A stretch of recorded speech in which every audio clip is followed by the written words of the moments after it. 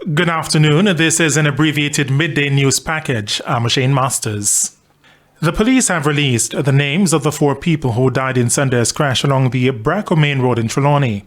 They are 59-year-old driver Marlon Lyons of Braco Trelawny, Sabrina Downey, 32 years old of Discovery Bay St. Anne, Judy Levy, 39 of Brownstown St. Anne, and Anthony Walters, 19 years old of Alexandria St. Anne. According to reports, the taxi they were traveling in collided into a truck.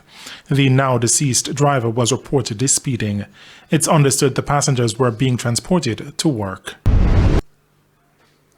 Meanwhile, head of the Public Safety and Traffic Enforcement Branch, PSTEB ACP Gary McKenzie, is raising concern about the number of fatalities on the nation's roadways so far this month.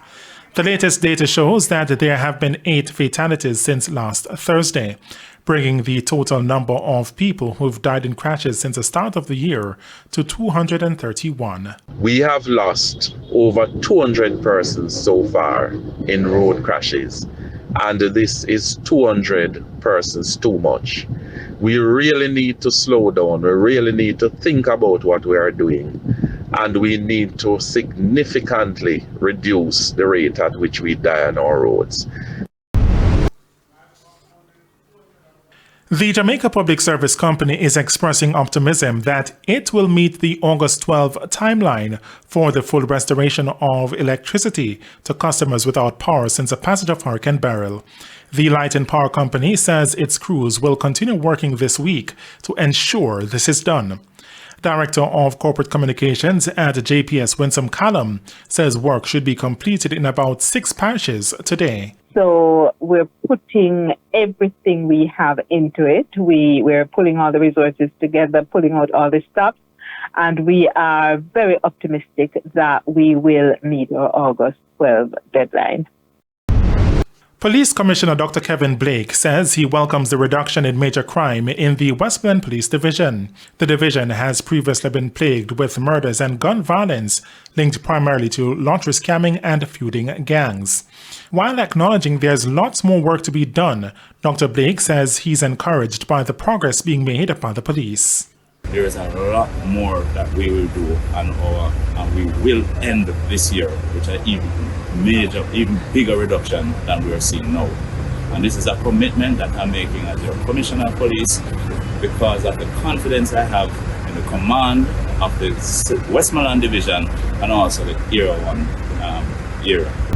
In business news, gross domestic product GDP in the real estate, renting and business activities industry rose by 0.3% in the first quarter of 2024. The Statistical Institute of Jamaica Statin says this was due to improved performances in all sections of a real estate sub-industry. The increased output was also supported by growth in the business activities subgroup due to growth in the renting of other machinery and equipment, renting of land transport equipment without operators, and investigation and security activities. And in news overseas, Bangladesh's Prime Minister Sheikh Hassani has resigned. It comes after anti-government protesters stormed her residence, capping weeks of demonstrations. At a news conference earlier today, the army chief announced the PM's resignation and said Bangladesh's military now plans to form an interim government. It follows reports that police and the military attacked protesters and used tear gas to disperse large crowds gathered in the capital. In sports, MVP track club coach Stephen Francis has all but confirmed that double world champion Sharika Jackson will not feature at the Olympic Games after her withdrawal from the 200-meter heats on Sunday. This follows her decision not to contest the women's 100-meter and now puts Jamaica's women's 4x100-meter relay team in doubt.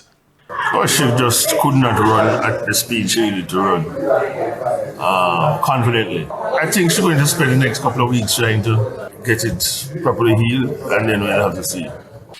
And that's the midday news. I'm Shane Masters. Join us at 7 for primetime news. On behalf of the news, sports and production teams, have a good afternoon.